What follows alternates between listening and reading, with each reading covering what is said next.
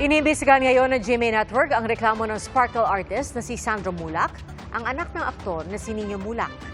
Ating saksihan.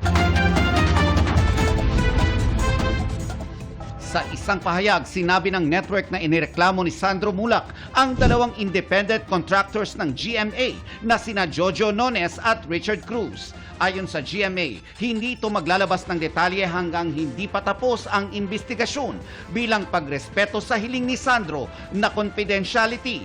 Dagdag dito, sinimulan na ng network ang investigasyon bago pa matanggap ang reklamo ni Sandro dahil sa bigat ng aligasyon.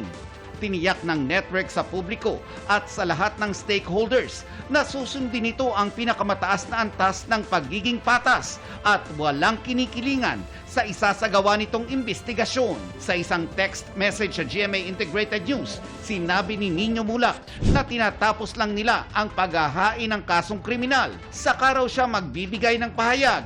Sa isang pahayag naman, sinabi ng abogado ni Nones at Cruz na ikinalulungkot ng dalawa ang mga aligasyon sa kanila na kumakalat sa social media. Kahit daw hindi sinasalamin ng mga aligasyon, ang tunay ani lang nangyari.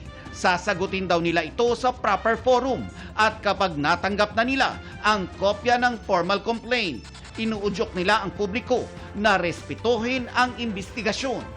Ang mga wala nilang personal na kaalaman tungkol sa insidente, iwasan daw sanang mag-post ng mga aligasyong walang basehan at paninirang puri at nagsasailalim sa mga sangkot sa publicity trial.